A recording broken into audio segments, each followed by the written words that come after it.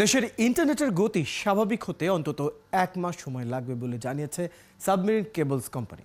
এতে চলতি মাসে শুধু ইন্টারনেট সেবাদান প্রতিষ্ঠানগুলোর ক্ষতি হবে প্রায় 100 কোটি টাকা। প্রতিষ্ঠানটি বলছে, ইন্দোনেশিয়ার জলসীমায় সাবমেরিন কেবল কাটা পড়ায় দেশটির অনুমতির জন্য অপেক্ষা করতে হচ্ছে। আরও জানাচ্ছেন রাকিব হাসান। সামাজিক যোগাযোগ মাধ্যমে গ্রাহকের নানা জিজ্ঞাসার জবাব দেওয়ার ব্যবস্থাপনা সফটওয়্যার জিরোসিয়াম ই কমার্স ও এফ কমার্স প্ল্যাটফর্মটির প্রোডাক্ট স্পেশালিস্ট সামিহা রহমান শনিবার দুপুরে হঠাৎ খেয়াল করলেন ইন্টারনেট প্রায় গতিহীন। শত শত ক্লায়েন্টের হাজারো পণ্যের আপডেট সম্ভাব্য ক্রেতাদের কাছে পৌঁছানো যাচ্ছে না। ইন্টারনেটের নিম্নগতি ই কমার্স প্ল্যাটফর্মটির কার্যক্রমকেই গতিহীন করে দিয়েছে, ফলে এর ব্যবসা কমে যায় কমপক্ষে 20%। তো আমরা যেহেতু একটা সফটওয়্যার কোম্পানি, তো এখানে মোটামুটি ক্লায়েন্ট হ্যান্ডেল করা, তাদের কোয়ারি ম্যানেজ করা, তাদের অর্ডারগুলো ম্যানেজ করা, পুরো ইকোসিস্টেমটাই আসলে ইন্টারনেট বেসড। তো এই ইন্টারনেটের এই ঘাটতির কারণে আমরা ধারণা করতেছি যে আমাদের পুরো বিজনেসের যে রেভিনিউ আছে সেটাতে মোটামুটি 20 থেকে 30% মতো একটা ইম্প্যাক্ট পড়বে।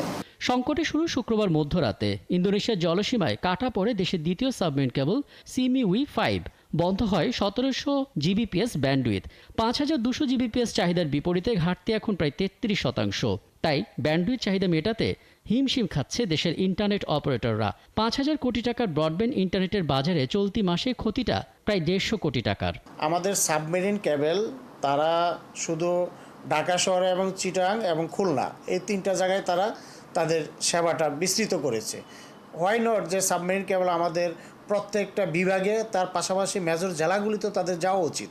আমি মনে করি সাবমেরিন কেবল কোম্পানিকে এই জায়গাটাতে তাদের একটু ফ্রিডম দেওয়া উচিত, তারা যাতে সারা দেশে সেবা নিয়ে যেতে পারে। শুধু বাংলাদেশ নয়, 16টিরও বেশি দেশ এমন জটিলতায় পড়েছে।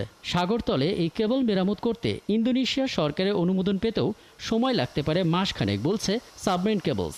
যে ইন্দোনেশিয়ান ওয়াটারে পারমিশন নিতে ইন্দোনেশিয়ান গভর্নমেন্টের একটু সময় নেয়, এটা মেবি 3 to 4 উইকস লাগবে। কালকে অপরাহ্নে আমরা এটা জেনেছি। ধারণা করা হচ্ছে যে এটা মে শেষের দিকে এটা মেরামত হবে। ইন্টারনেটের গতির ঘাটতি আপাতত প্রথম সাবমেরিন কেবল সিমিউই 4 দিয়েই পূরণের চেষ্টা চলছে বলে জানিয়েছে প্রতিষ্ঠানটি। রাকিব হাসান, 71, ঢাকা।